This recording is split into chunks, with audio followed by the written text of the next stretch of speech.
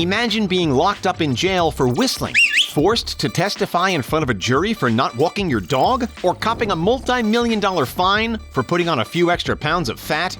These rules all sound utterly ridiculous, but believe it or not, we are not plucking them from thin air. They have come from very, very real, very strange legislation. All over the world, federal, state, and local governments have enacted far too many perplexing laws. People say that common sense should always prevail, yet sometimes it doesn't. And that is exactly why you are forbidden from holding salmon under suspicious circumstances. Don't worry, that'll make sense later. So next time you're planning a trip to Timbuk-two, make sure to check up on the local guidelines. Let's kick off our wildly weird journey around the world with a stop in Japan. Back in April of 2008, the Japanese government implemented a piece of legislation called the Metabolome law. It refers to metabolic syndrome, which, in simple terms, is a collection of risk factors that increase the chance of developing heart disease, stroke, and diabetes. Having always been a health-conscious nation, Japan wanted to minimize the chances of developing metabolic syndrome. The Metabolome law states that every Japanese citizen between the age of 40 and 75, which is almost half of the nation's population, must undergo a mandatory waistline check every single year.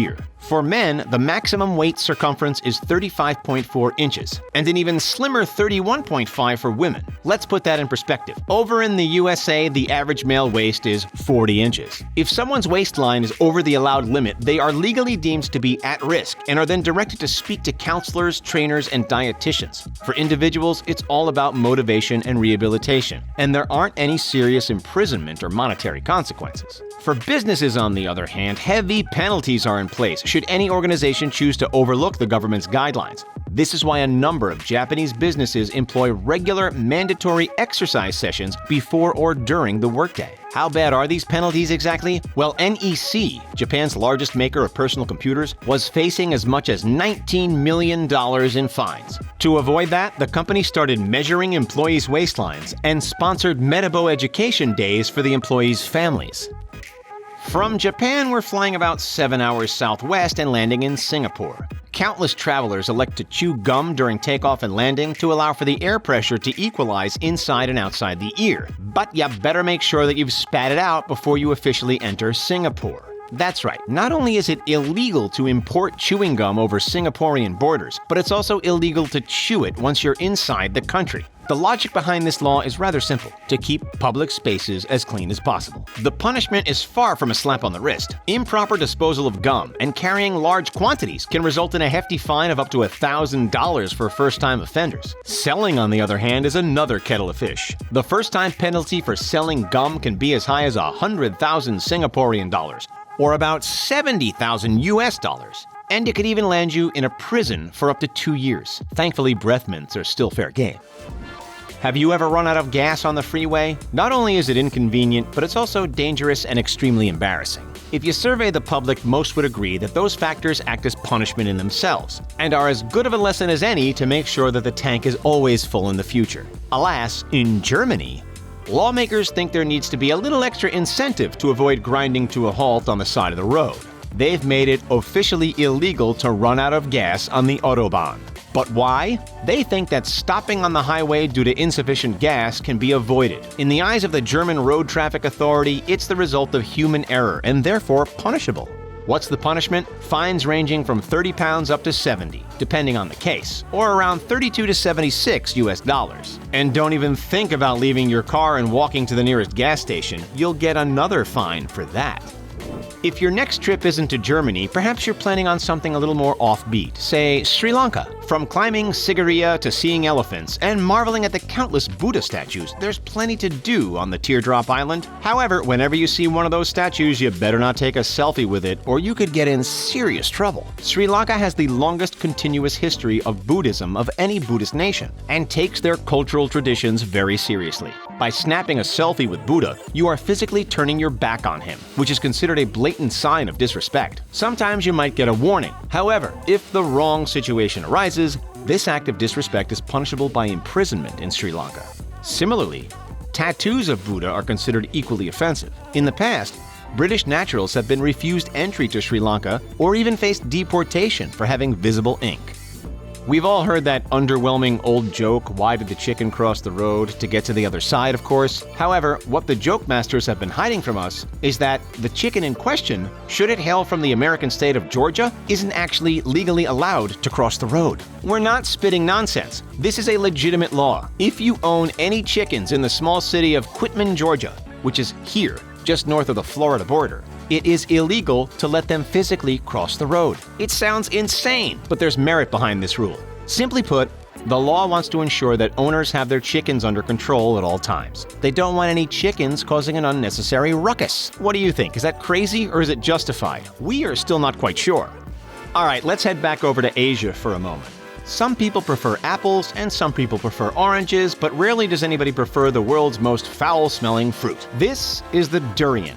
It's described as smelling like a combination of rotten onions and sweet almonds, and it's been officially banned in public spaces in a number of Southeast Asian countries, such as Indonesia, Singapore, and Malaysia. Sure, go right ahead and devour one of these nostril nightmares in your own home, but don't go taking a bite from one while on board a bus or on a train, or while at school either. On the Singaporean metro system, if somebody catches a whiff of your durian and complains, a member of the staff will at first politely ask you to dispose of it or gobble it down. However, failure to comply with any staff orders can be met with a non-compliance maximum penalty of 500 local dollars, about 350 US bucks. When you're bored, what do? Twiddle your thumbs? Hum? Whistle? Well, not in Canada you don't. Over in the small town of Petrolia, in southwestern Ontario, which is right here, just across the border from Detroit, lawmakers have enforced significant noise restrictions, as stated on the town's official website, between the hours of 11 p.m. and 7 a.m. Quote, yelling, shouting, hooting, whistling, or singing is prohibited at all times, end quote. As is the case with most obscure regulations, someone someday must have done something to warrant a change of the rules. In Petrolia, it was due to the constant house parties. Looks like your karaoke rendition of Skater Boy will have to wait until morning. Sorry guys. Thankfully, and let's be honest, sensibly, the laws have recently been adjusted. The noise curfew is no longer in effect, although that doesn't mean that you can walk around whistling willy-nilly. If you're yelling, shouting, or yes, even whistling for the purposes of selling or advertising, then officials can slap you with a $250 fine. So, better think twice before creating your next catchy jingle. Do we have any dog owners tuning in today? We all love our little four-legged fluff balls, and there are plenty of reasons why they're dubbed man's best friend. Unlike their sleepy, nonchalant feline counterparts, dogs require regular exercise. Most loving dog parents would walk their pets twice a day when possible, sometimes 3 if there's nothing else to do. But over in the Italian city of Turin, the local government does not have faith in all dog owners doing their job as they're supposed to. They've put a law in place as follows. It is illegal to walk your dog any less than 3 times a day. To enforce the law, Turin police rely largely on the help of its residents to phone in any cruel treatment by their neighbors. As you can tell, Turin does have the most stringent animal protection rules in the country. And what happens if little Baxter doesn't go out for regular walks? Expect a fine of up to 500 euros arriving in the mail. For anybody who follows celebrity news, you'll be well-versed with some of the wild and wacky baby names hitting the tabloids recently. You've got Kanye West and Kim Kardashian's daughter, Northwest. You've got Beyoncé and Jay-Z's daughter, Blue Ivy. Gwyneth Paltrow's daughter, Apple. Shannon Sassaman's son, Audio Science. And Elon Musk and Grimes' recent addition to the world that we're not even going to try to pronounce, so here it is. Can you make any sense of it? Anyway, names like these, for a good reason, would be illegal in Denmark. That's right, officially you cannot give your baby an unconventional name in the Nordic nation. The Denmark Birth Registry has a list of 7,000 pre-approved names for prospective parents to choose from. If the parents can't find one that they like, they need to be granted special government approval to sway away from the norm. This ensures that the youngsters won't be ridiculed down the line due to the prior poor judgment of their parents.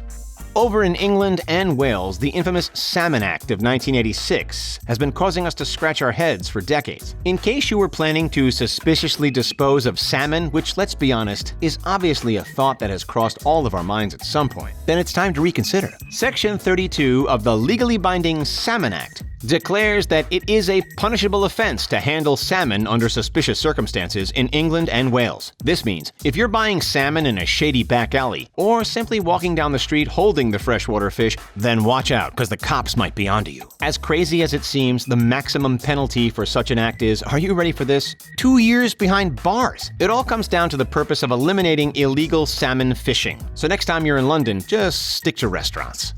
What is the weirdest law that you've ever heard of? Or what's the strangest punishment that you have received for breaking one? Let us know. And don't forget to like this video, subscribe to the channel, and as always, thank you for checking out The Richest. We'll see you next time, and have a great day.